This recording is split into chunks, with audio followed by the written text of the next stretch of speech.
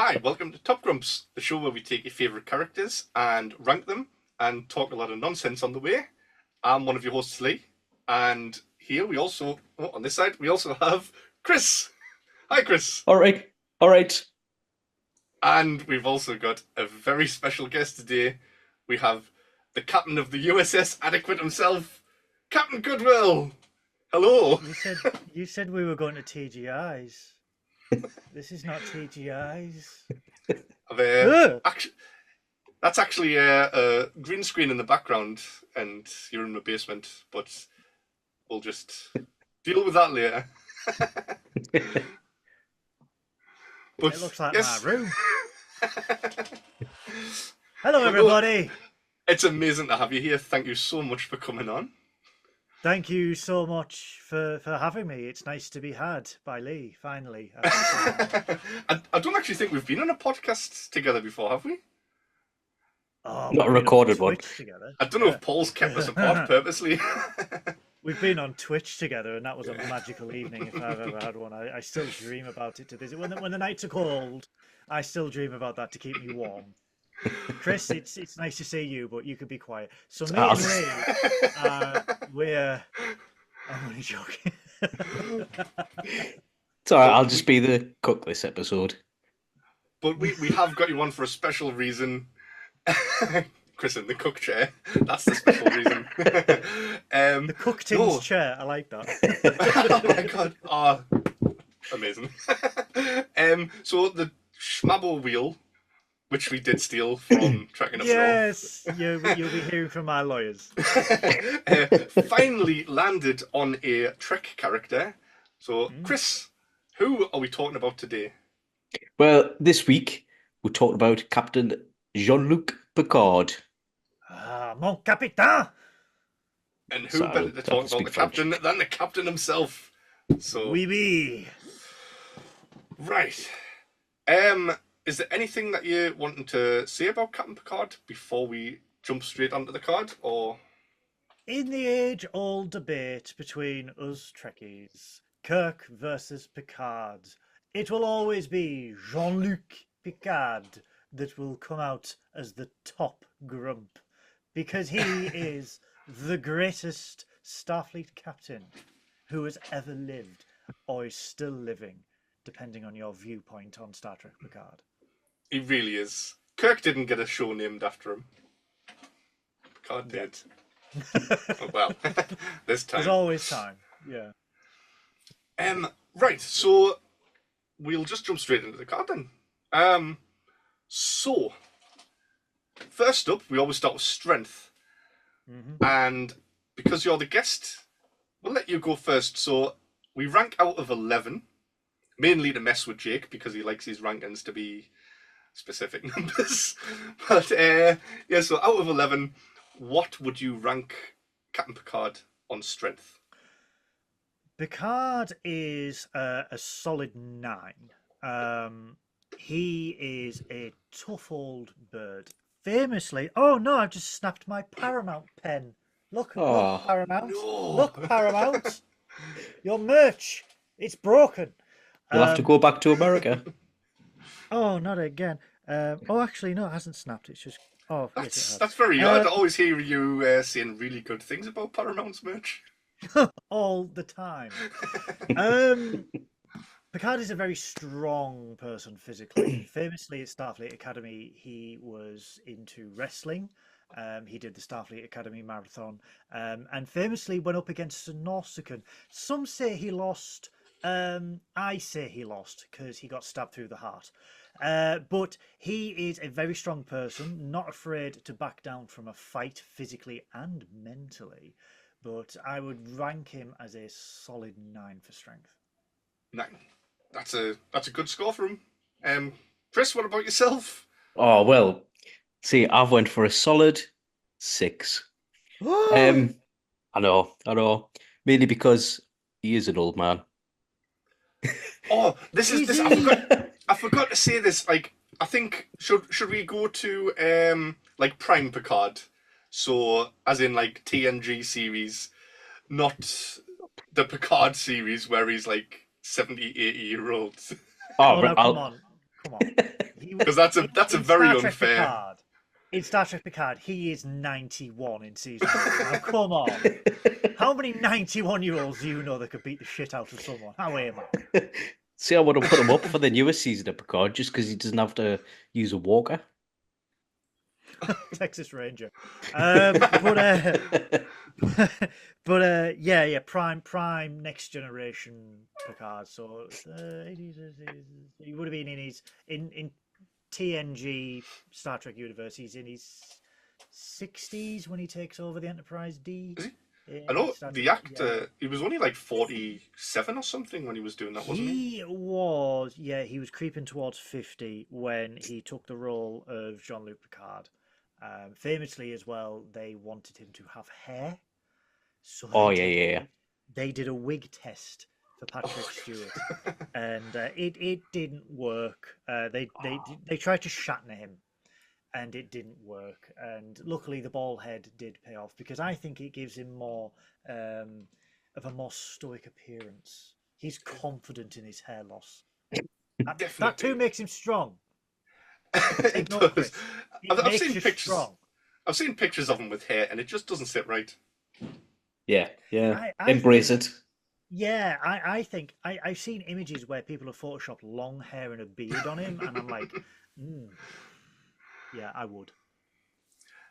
I've gone somewhere in the middle of you guys, and I've given him an 8.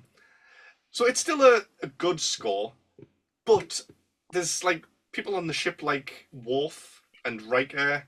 I don't think you would win in a fight against those, or like even just like an arm wrestling match. Definitely not against Worf, or even definitely not Data.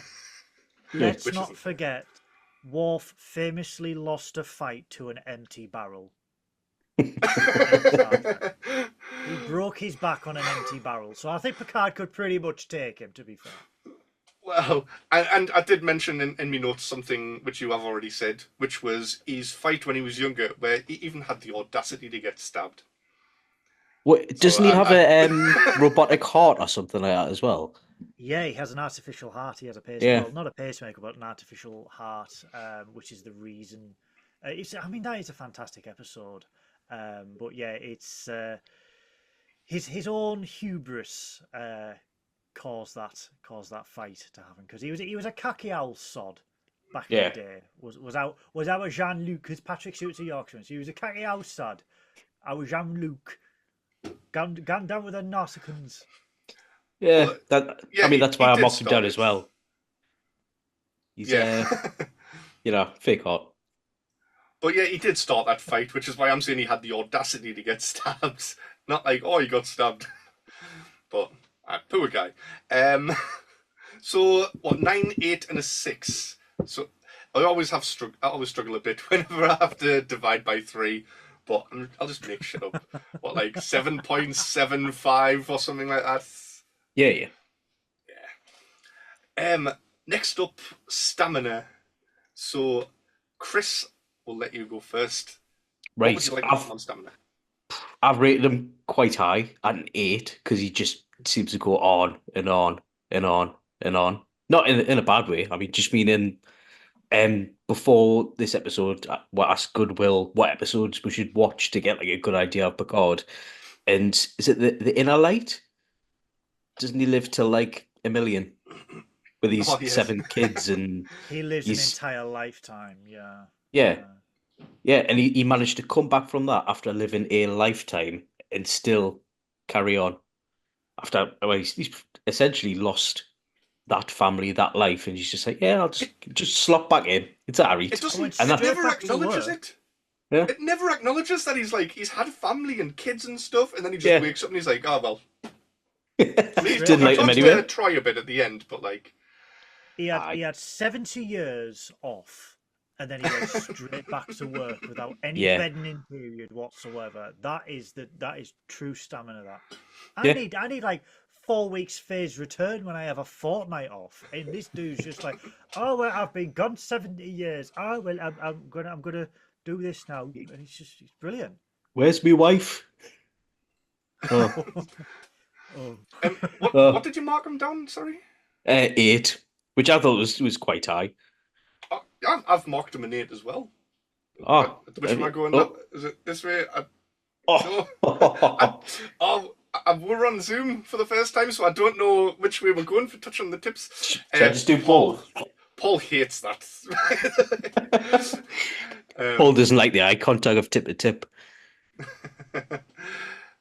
And we've got the master of tips himself here as well. Chris, you're the only one without dyed hair. Oh, I know. You should have done your hair green for this episode, man.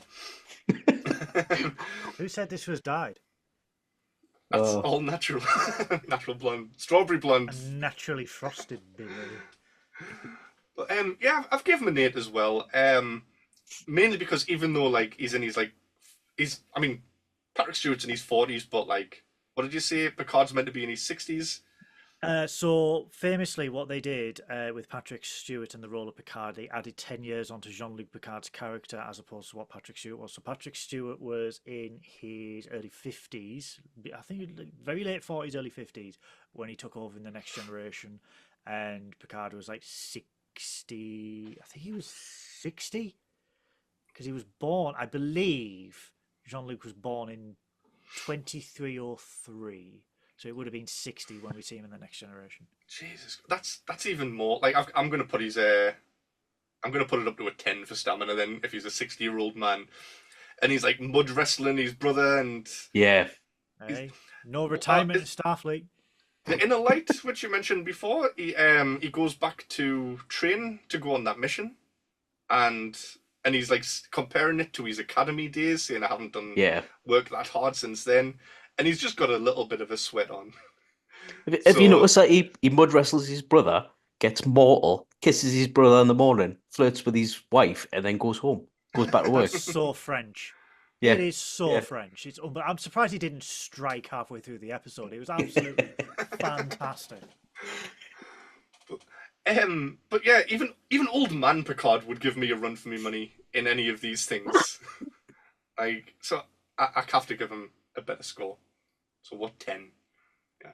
What about yourself, Captain Goodwill? Well, Chain of Command Part 1 and 2, we see Picard tortured constantly by the Cardassians. That alone gives me a score of 10 for Jean-Luc Picard when it comes to stamina, because all the way through those two parts of the episode, he knew. There are 4 lights. He didn't let it. A test of stamina is not a test of physical strength. It is a test of will. It is a test of mental capability, mental strength, and willpower. And he did not break. Although he does admit to Councillor Troy towards the end of the episode. Towards the end, he wanted to say there was 5 lights, and he didn't. But he did not give them the satisfaction. So he's a perfect 10 for me when it comes to stamina. This is 11. So are you giving him an 11? Sorry. No, I'm going to give him a 10 because an 11's going to come later on. But this is a perfect 10 for me. Stamina-wise, we don't know what he did with Beverly Crusher after Nemesis. She left him for 20 years, didn't she? So 27 seconds in heaven, 20 years worth of absence. So... But yeah, a Chain of Command's the episode that was on about with the training, not Inner Light. Yeah. So 10, 2 10s and an 8, so 9.75 on stamina. Yeah, nice full number. Yeah, good. Next on to reliability. Guess I'm first on this one. I've given him an 11 because there's nobody more reliable than Jean-Luc Picard. Everybody on that ship trusts him, and he trusts every person on that ship. He has the respect of anyone that meets him, even people that he'll meet, and they'll be like, hang on a second, you were the cutest of Borg. You killed 11,000 people. My wife and child died in that battle. And then an hour later, they're like, do you know what, Picard? You're all right. Let's let bygones be bygones. He's that good of a man. Yeah.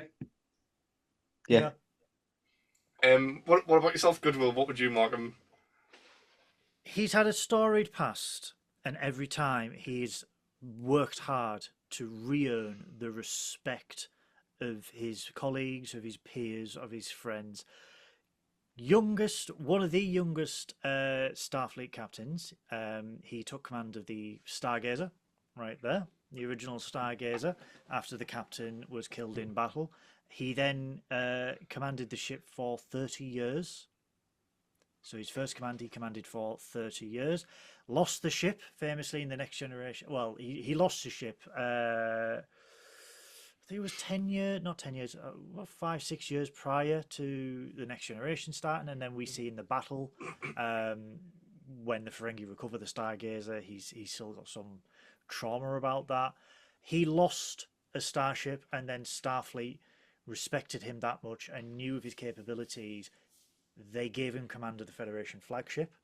He commanded the Enterprise D for 7 years, many commendations, many distinct encounters, new civilizations, single-handedly saved civilizations, came back from the Borg, saved Earth from the Borg twice. We then see in Picard that he tried to save the entire Romulan race from extinction by championing Starfleet to create a Romulan evacuation fleet.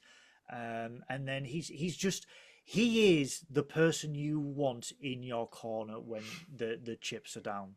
And he may get things wrong. We all get things wrong. We all screw up. We are human.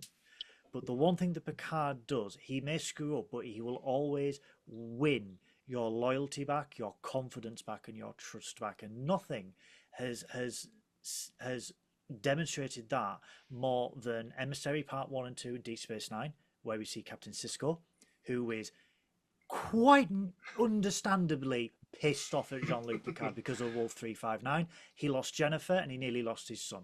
And 11,000 people died. And then Captain Liam Shaw from Picard Season 3. Captain of the Titan. Again, post-traumatic stress disorder. He has guilt syndrome. He believes he should have lost his life on the Constance at Wolf 359. And he holds Picard solely responsible for that. Not only for Wolf 359, but getting the Titan into a big old mess in Picard Season 3. But again, as Lee eloquently put, right at the end, gets the trust of Captain Shaw, gets the respect of Captain Shaw. That is Jean-Luc Picard through and through. Wow. Would you mind toning down the professionalism a little bit? People might start to take us seriously. That was Did so I say it was an 11? Did I say it was an 11? It's an 11. That was so captivating. That whole speech that you just gave there was amazing. People might actually pay attention to that. Bloody hell. I was hooked. Do you know? I'm so glad you're here. It was like a little history lesson into the life of Picard. I like Star Trek, can you tell? Oh, that was beautiful. Feel sorry for the bloke that has to follow that. Go on then, Chris. Oh, yeah. Is it me? Oh, right. Right. Just so you know, I'm not having you on. Oh, you've got an 11 as well. 11 as well. Basically, what Goodwill said. Yeah. Do you want us to just edit the audio track and just put it over your bit here? Yeah, and if you just do this, make it look like your mouth's moving, and then I can dub it over. Yeah. That would be amazing. Thanks. Yeah. I don't know if that's a double touchy tippy, a triple touch tip, or what. I don't know how we're doing this on Zoom. I don't know which way the cameras are going. So it just looks like I'm disco dancing. Disco stew. Will you tip out? Yeah. I wish I had a lot more to add than what you two have, but I've got nothing else. Basically, yeah. 11. I kind of fault him. No, I think Goodwill, you hit the nail on the head with every single bit there. I said amazing. So next up then we have intelligence. So this is back round to you, Goodwill. So do you want to rank him on intelligence as well? An extremely intelligent human being. well read. However, I alluded to earlier the old Kirk Picard debate, and everyone goes, "Oh, Kirk's the pew pew shoot and ask questions later, and Picard is the most thoughtful one. He has a conference and stuff." And you're just like, read it though, because Kirk was far more intelligent and far more well read than Jean-Luc Picard ever was. Really? It doesn't come across like that. Picard has rings run round him when it comes to Captain Kirk. Kirk is an extremely intelligent human being, extremely well read and well versed in literature. As we see in the Star Trek movies, his abode is adorned with antiques and books and collectibles. Not saying Picard isn't, but Kirk can run rings around him. So in terms of intelligence, I'm going to give it a 10 because he still is extremely intelligent. But Picard is far more gung-ho than what Kirk was, especially in his youth and especially, ironically, in his elder years. So we sort of see this like evolution of Picard from like, I'm just a cocky little twat that gets stabbed by Nausicaans. He mellows out for about 30 years, becomes the Jean-Luc that we all know in the next generation, where it's like, let's have a conference, let's talk it out. And then we see just in Picard where he's just like, we need to fight, we need to shoot, we need to fight. And it's sort of a... It's that age-old thing of someone reclaiming their youth and regaling their golden era of youth. And for me, it's a 10. It's definitely not an 11 when it comes to intelligence. Although he is extremely intelligent, it's a 10. And when you were saying like he's intelligent and Kirk's intelligent and he's like got all of these like antiques and collectibles and stuff, I just imagined Paul surrounded by his limited edition pop figures, smoking a pipe, going, shallow and pedantic. Yeah, shallow and pedantic. They are both extremely intelligent people.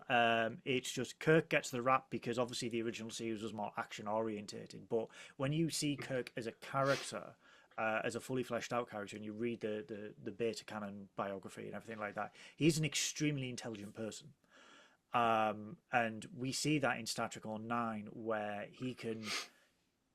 There's that famous thing where Christopher Pike says to young Kirk, you know, your father was a captain for 40 seconds and saved 700 lives. I dare you to do better. And he quite cockily says, you know, when he's going to the academy, 4 years, make it 3, and he becomes captain in 3 years.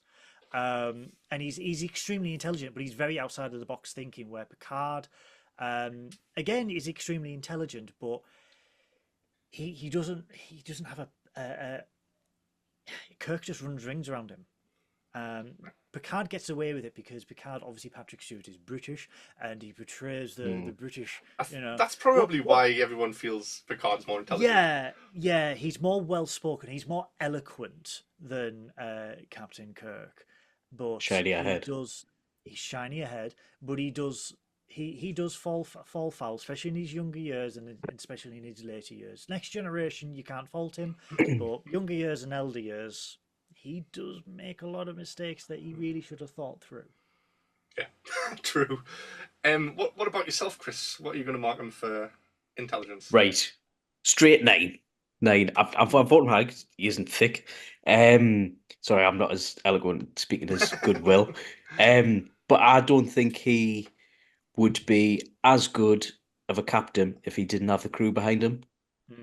I think he relies a lot on advice from other people, which isn't a bad thing as a captain. But yeah, that's why I put him as a 9. It's the only reason I can think. But I think the smartest thing anyone can do in a position of power is surround themselves with more intelligent people than them. Well, I agree, but that doesn't help his ranking in intelligence. I think I'm just trying to defend myself because I've given him an 11. But it's like the main thing that swung it this way for me is he even gives life lessons to Data, who's like this super intelligent android, and he's teaching this robot how to do things that knows everything. And Data will come and be like, "Oh, sir, there's only a 0.8% chance that this plan will work." And Picard's like, "Nah, it's fine. Just do it." And it works. And Picard's logic just seems to always overrule any statistic by... I don't know what it is. Like, he just manages to beat the odds, and it's like as if he's got that street smarts about, like...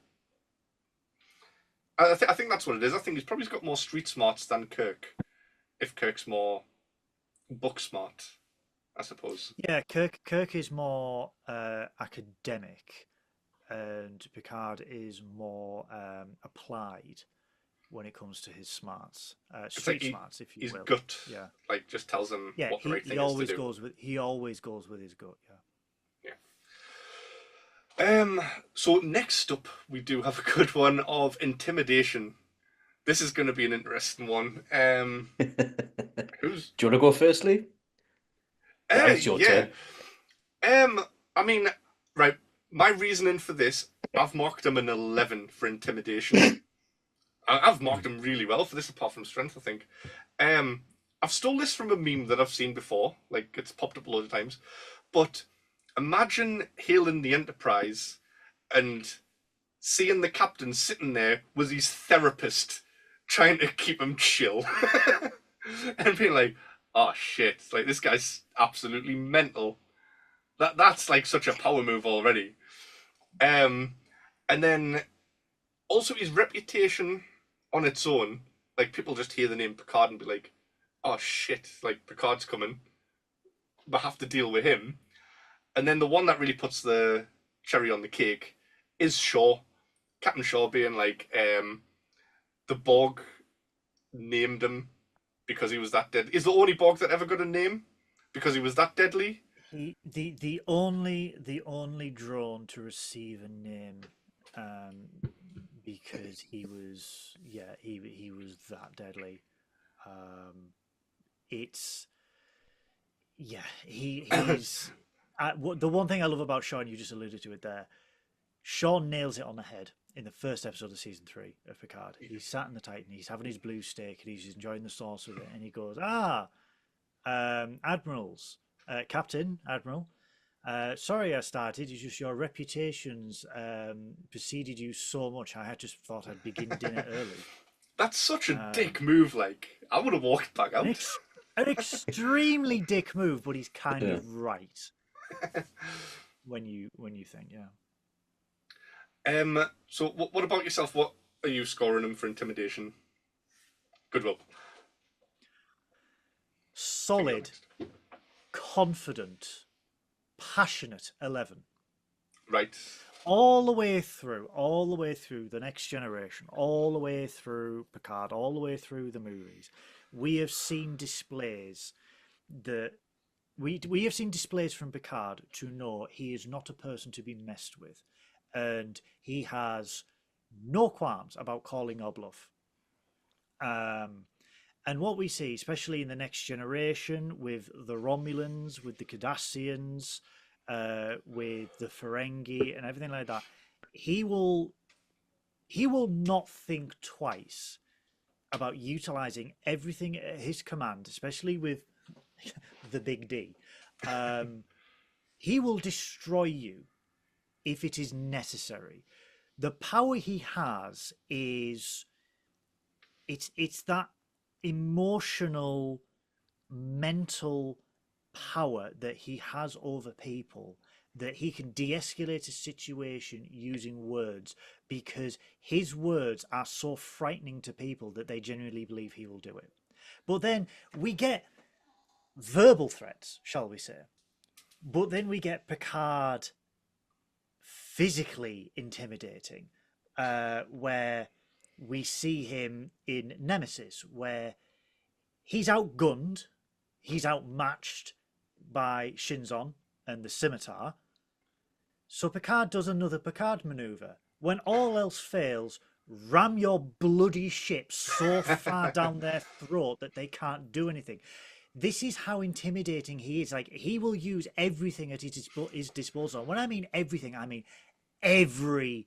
thing. He will ram that fucking ship down your throat because that's what he can do. He will self-destruct a ship if he has to. In First Contact, he would sacrifice himself to save Data. He is terrifying when he can be. When we see in First Contact, when he smashes the display cabinet of all the Enterprises, because his drive for vengeance is that it's that ingrained into him. Like for 7 years up until that point, he had this hatred, this bile towards the Borg, and you just see it come out in this Moby Dick in space movie. And it shows that he is intimidating, he is terrifying. And this is not the first time, it wasn't the last time. And we see it in season 1, 2, and 3 of Picard. We see it in Insurrection. We see it in Nemesis, like I've just said. It is a very, very solid 11 because he's intimidating mentally as well as physically. Like, he's even captivating, like, omnipotent beings like Q as well. And spoilers if you haven't seen it, but when a Q hugs you, is this in season 3 of Picard? Season 2. So when a Q hugs you, you know you are someone special and someone not to be trifled with. I'm halfway through season 3 of Picard, and I haven't finished season 2 of Picard. So... Guys.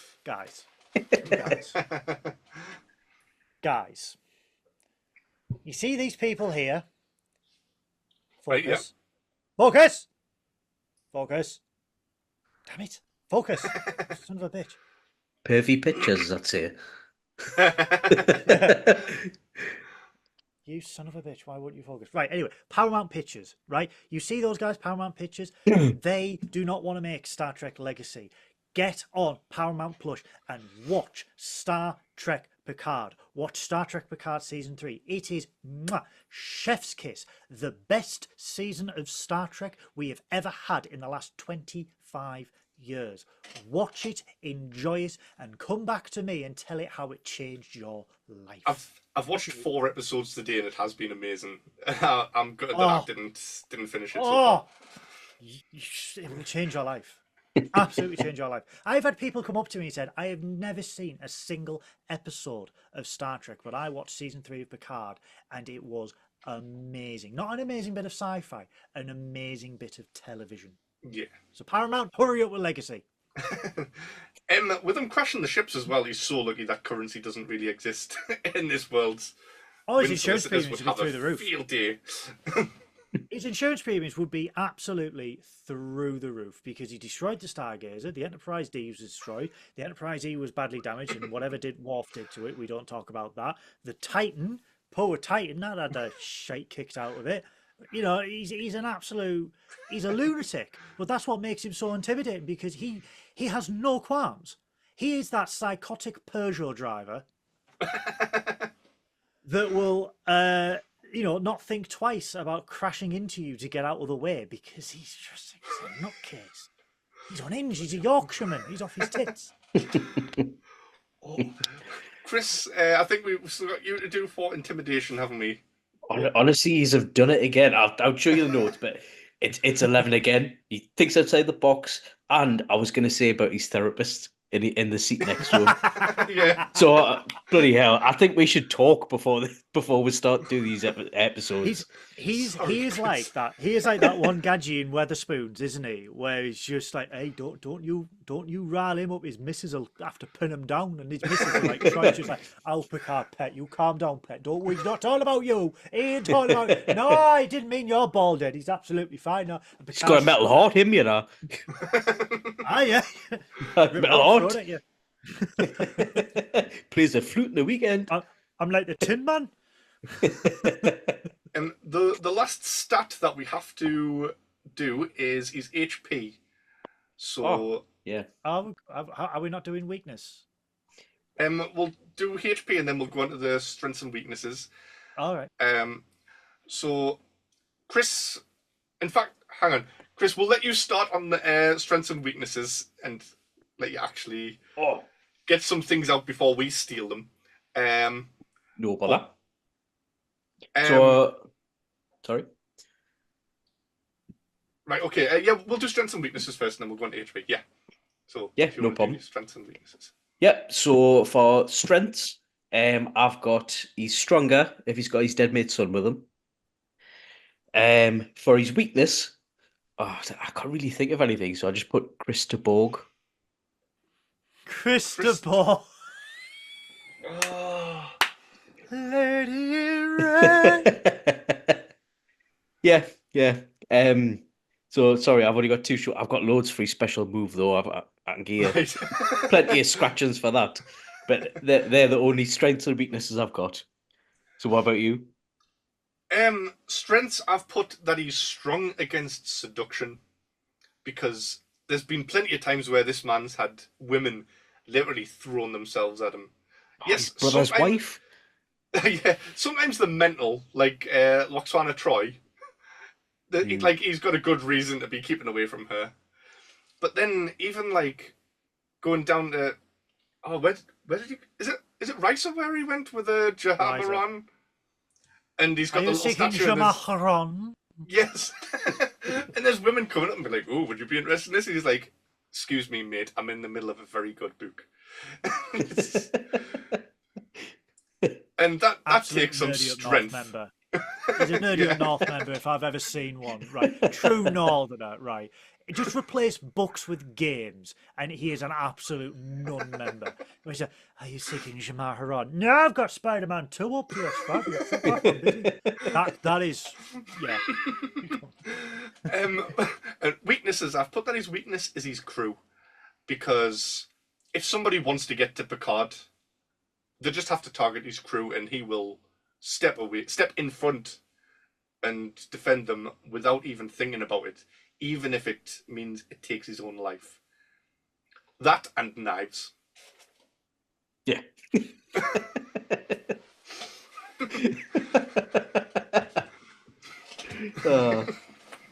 You're not wrong. Against knives. So, what about yourself, Goodwill? For strengths and weaknesses, I have got crew. The crew makes him incredibly strong. That is, Star Trek has always been about an ensemble cast. The Next Generation crew really defined that trope. He is far better with his crew by his side, but like you said, it also makes him weak, as we see in Picard season 3. Other strengths is his just sheer resolve, is his will to do the right thing, for the Federation, for civilization, for society, for culture. He has to do the right thing. He is. A lot of people think, Captain Picard. He's like captains and stuff. They're very black and white, and they know what's good and bad. Captains are very grey.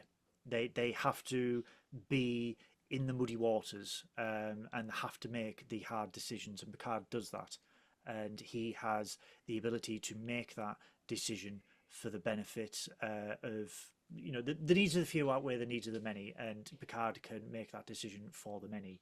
He is extremely intelligent, and that gives him an enormous strength, tactically, shall we say. He's extremely strong in terms of I will ram a fucking ship down your throat, as we see multiple times. Weaknesses though, the Borg. Yeah. There is no getting around that. That is out of all the nemesis. Yeah, out of all the nemesis, that is the one that has affected him, and he is a great example. Well, not a great example, but he is an example of post-traumatic stress disorder, and we see that it took him 30 years to deal with the Borg, as we see from Best of Both Worlds all the way to Star Trek Picard. Like I said, his crew is his weakness. Family is also a weakness, as we see in Family from The Next Generation season 4. I think Star they're Trek also a Generations. strength, I would say, as well, because I've never seen him open up to anyone as much as he does to his brother in that episode. After they've finished fighting. I would say to open up to someone more than anyone, I would say he's opened up to Spock's father, Sarek, Beverly Crusher, and Deanna Troi. Yeah. we see Robert, who is Jean-Luc's brother, yes, but it's one of those where it's one of those relationships. I mean, I don't have a brother, but it's one of those relationships like with a father where you have a very stoic relationship with a father. It's just like, one of those relationships. And then in that episode, you see that wall breaking down. And the 50, 60 years of stoicism they've had together, and it's finally brought down, and we see a bonding of brothers. But family is definitely a weakness, especially when it comes to his mother. And yeah, he doesn't really have that many weaknesses per se. I did struggle to think of something. He's done well. I mean, famously, he is not a family man. He did not have any children, shall we say, up until a certain point. But family was a weakness in Generations, where we saw that it wasn't family. It was more the family line, the Picard legacy would be no more. Up until that point, so he reconnected with Renee, his nephew, and Robert and her wife when he tried to bang her. But when they were tragically, when Robert and Renee tragically died, it became a weakness for him, and it compromised him in Star Trek Generations, because it was more the loss of his only remaining family, as well as the Picard legacy, which would die with him, because Generations is a great metaphor for life. It is a great metaphor for how we deal with life, how we deal with death, and we see Picard go through that all the way through that film. So I definitely think that it's a weakness, but he has very few, because he's been very successful in making himself self-reliant and self-dependent up until a point. I think his real family are the Enterprise crew, though. Yeah, definitely. 100%. It is. People say that family is not always your blood relatives. It's who you surround yourself with, and Picard and the Next Generation crew are a great metaphor for that. And when I was young, I considered the Next Generation crew, the DS9 crew, the Voyager crew, the Enterprise crew, as an extended part of my family, because you grow up with them, you see them evolve, and when one of them dies, it's like a part of yourself is dying as well, and it's tragic, it's heartbreaking. So yeah, it is definitely, he bonds more with the crew of the Enterprise than he did with his real family, and we see that in family in season 4 of Next Generation. Yeah. Right, so and it's so difficult to segue between these things, because there's all these like proper heartfelt moments and like all of this amazing stuff coming out, and then it's like, yeah. Anyway, what do you think his HP score would be? Fucking hell. We used to just bad puns and bad maths. But yeah, so HP, it's out of 69, of course.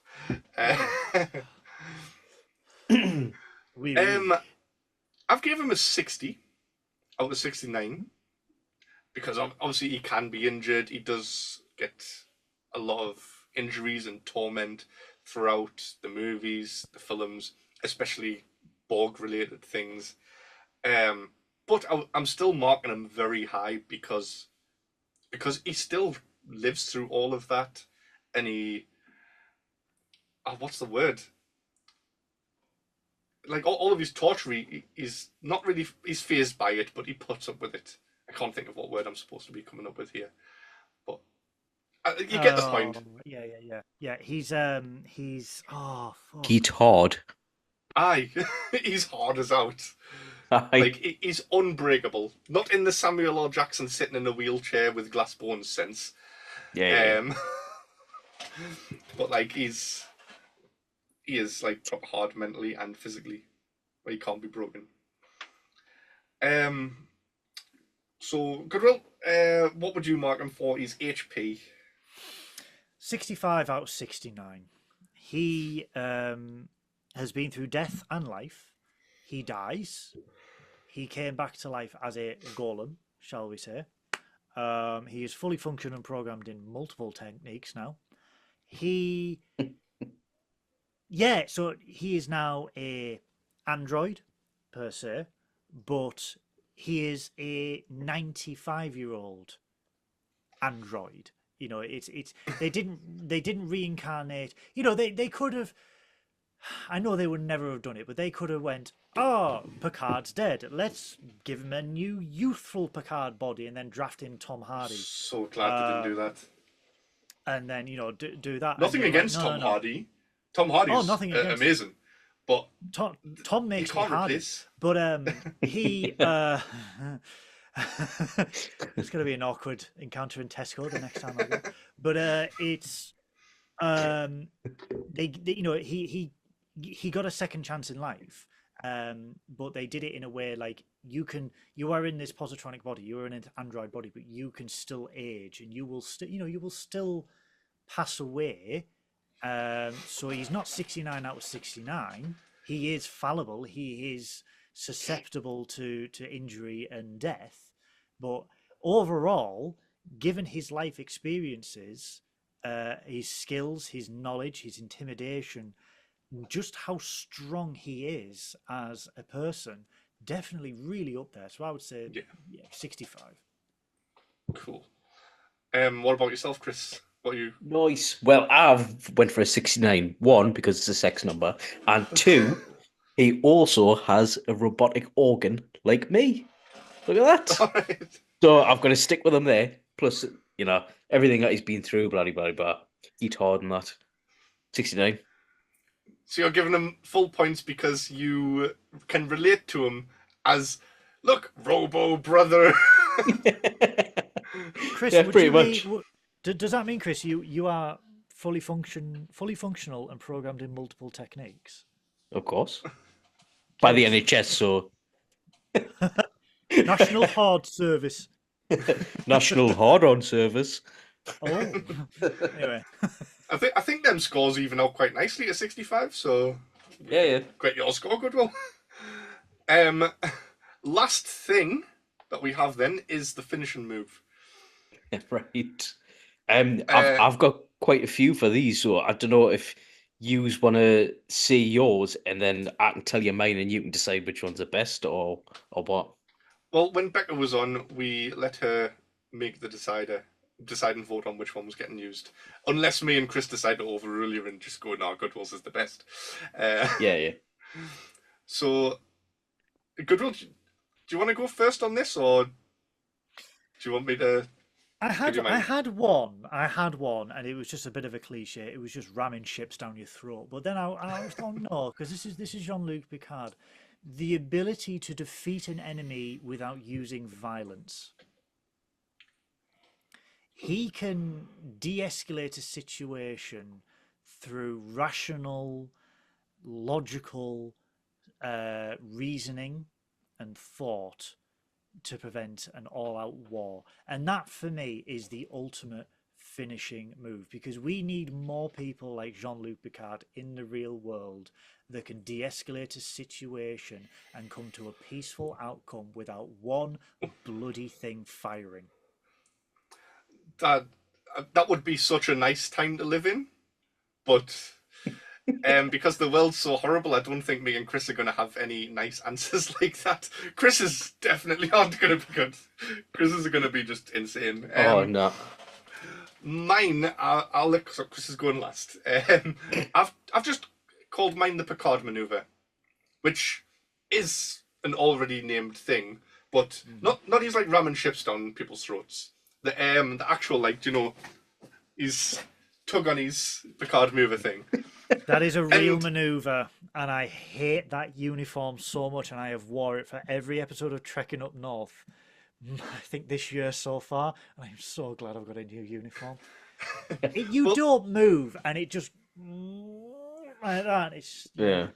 Well, my theory behind this whole Picard maneuver is, do you know the Karate Kid, the whole wax on, wax off thing, where it's just getting the motion so those reflexes become normal? He's doing that with his uniform so that in a fight, he can do it to the other person and keg them, leaving them vulnerable and exposed. The Picard pants. The wedgie crusher. Oh, the wedgie crusher. I love it. Oh. Shut up, Wesley. So, Howie then, Chris, let's hear yours. 1, 2, 3, Oh, 4. God. Right. Oh, God. I've got 1, 2, 3. I've got 5. Right. So first one, I've got no pain, no regain. Second one, I've got back off or I'll holodeck you. I've got Captain's Lob. Then I've got Make It Slow. Oh. And then I've got Nippin' to the Borg. There's a bit of a northern one, so Nippin' Titberg. Nippin' to the Borg. So that's all I've got today. Whatever. Think. I don't know what we should go with. I think as a proud Yorkshireman and a famous double teabagger of Yorkshire tea, we should have Nippin' Titberg. What nip and tip? What is it? Nippin' to the Borg. Oh, nip and tip Borg. Nip and tip Borg. All right. He's a famous Yorkshireman. Is Patrick Stewart, and he's. Cause I remember being at DST in 2019, and someone, because obviously it's Britain, so someone just said, "What's your favourite tea brand?" And immediately, without a breath, he just went, "Yorkshire tea, 2 bags." He said, "I'm a double dunker." I was like, "Get in, lad." Did he say it in a Yorkshire accent as well, though? Yeah, he did. He Yorkshire did. tea. We'd just seen the trailer for Star Trek Picard, and everyone's like, "Oh, this is going to be amazing." It wasn't, but he then someone did that, and like without a breath, like she didn't even finish the question, and he just went Yorkshire tea, and double dunker. But yeah, when he gets into Yorkshire, because he's a Yorkshireman. When he gets into that accent, it's like it's not even Patrick Stewart. So yeah, definitely Nippin' Titberg. Hey up, my name's Locutus. Resistance is futile. I was down to mine with John Luke. Little ball climbing up a hill. Well, I'm definitely happy with that. You will be tit simulated. So next up, we have to decide who we're going to be talking about next week as well. Oh yeah. I think we should try and come up with a new name for this wheel by next week. Yes, you should, because my lawyers want to speak with you. I think this is a good episode to have the final episode of it being called the Schmabble Wheel. With you being on. I don't know. I feel awkward doing it in front of Goodwill. Keep going. But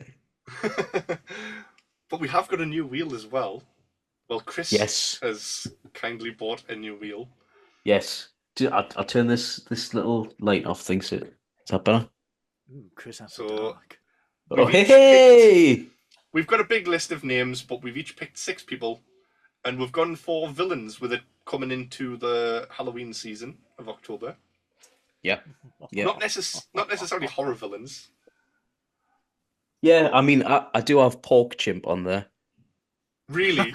Yeah, I've put pork. I've substituted Freddy Krueger for Pork Chimp. Oh, if that's we're going to have to get Adam on. Also, it does sound like a chippy order, doesn't it? Yeah, can I substitute Freddy Krueger with Pork Chimp and extra fries, please? Thank you. Is that a fried pork chimp? Battered. But yeah, we'll have to get Adam on to speak about Pork Chimp. That's guaranteed. If it lands on that.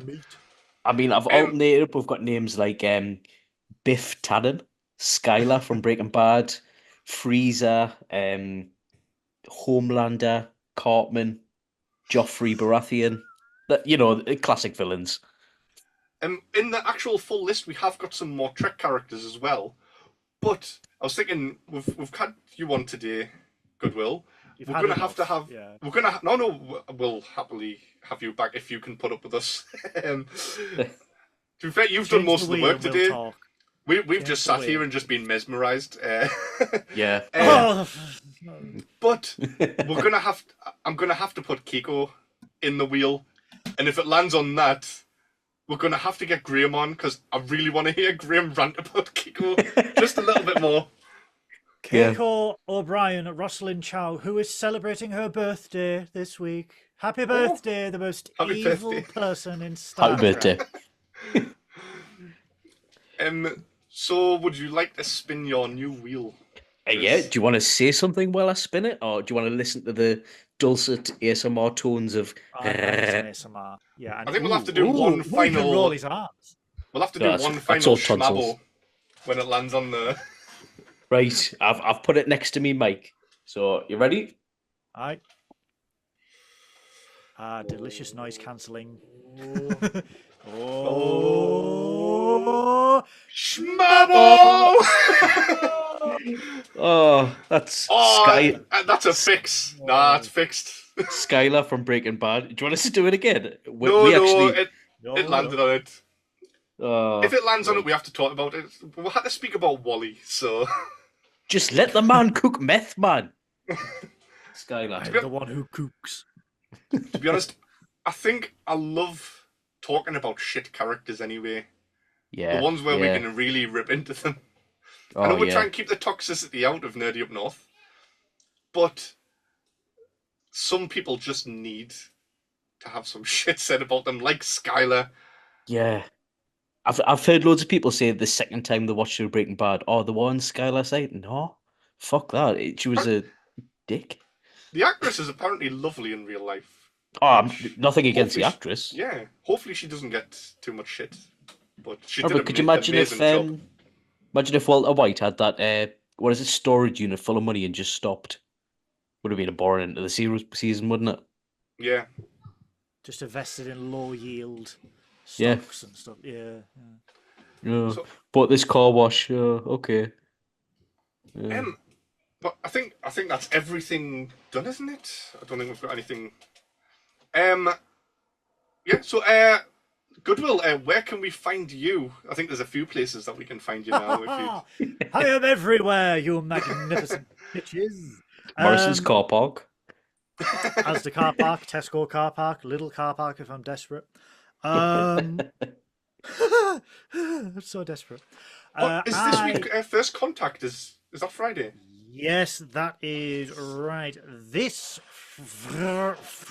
Sorry, I had a stroke mid sentence there. This Friday on the Nerdy Up North channel, Trekking Up North is live with very special guest David Jones, background actor from Star Trek, Strange New Worlds, Star Trek Section 31, The Boys, The Umbrella Academy, Trap, and Thanksgiving. He is joining me and Science Officer Synoiz to review my most favourite Star Trek film of all time, Star Trek First Contact. I love this film so passionately. I have bought a new uniform and got myself hideously in debt because of it. You think The Undiscovered Country was long? Bring a blanket. This is going to be a good one. This is a passion project for me. So we are live 8 p.m. BST on the Nerdy Up North YouTube channel this Friday. On top of that, I am also a guest host on the Clone Star podcast, where I recently interviewed the Hageman brothers, creators of Star Trek Prodigy, the Lego movie, the Ninjago movie, and they are also doing Dragon's Lair at the moment. They're working behind the scenes on developing Dragon's Lair. And we've also just recently interviewed Bonnie Gordon, magician, musician, and voiceover artist from Star Trek Prodigy. On top of that, I am also on The Search for Trek. The Search for Trek. When's that coming out? Because I've been looking forward to watching that. It is a brand new YouTube channel. We have been working on it since January 2024. We have a whole host of content ready to go. We are just tweaking the little tiny bits. However, you can subscribe to our Patreon channel, where you will see me doing On This Stardate with Captain Goodwill. This is a project of mine where every single day of the year I will provide you with a Trek fact of what happened on that day. Is it someone's birthday? Did an episode air? Did a final draft script happen? Did NASA do something crazy Star Trek related? Find out. So Patreon, search for Trek, and I am pleased to announce that as of this week, the On This Stardate will be going on to YouTube and to Twitter, so you can find them on, just search The Search for Trek. This is a new passion project for me and Mr. Mark Cartier and Isaac Brown from Unplanned Trek. So please, please, please, wherever you can find it, just follow us, because I love Star Trek and I will never ever shut up about it. Well, please, Paul, put the links below so everyone watching, click on it, go and look for it. I'm trying to think of anything Star Trek related that NASA has done, but I can't think of an episode of Star Trek where some people got stuck in a space station for like months. They named the prototype space shuttle Enterprise due to a fan petition. So yes, the very first space shuttle was called the Enterprise, and then Star Trek amalgamated that into canon. And there's been a whole host of things that NASA have done, like like Star Trek and NASA just go hand in hand. It's nice that the public actually gave it a Star Trek related name and not like Rockety McRocket Face or something like that. We had more common sense in the 70s, apart from swinging and shagpile, but we had more common sense when it came to naming stuff. Yeah, definitely. But yeah, everyone go and check that out, and don't forget to also hit like and subscribe on this video, and subscribe to Nerdy Up North. Go and watch Trekkin Up North on, hang on, it'll be the Friday before, so make sure you've watched the Friday's episode of Trekkin Up North. Beautiful business card as well. I've got one downstairs. I'm keeping it forever. So yeah, like, subscribe, thanks for watching, and don't be a grump, be a top grump. Hey! Miles? Miles!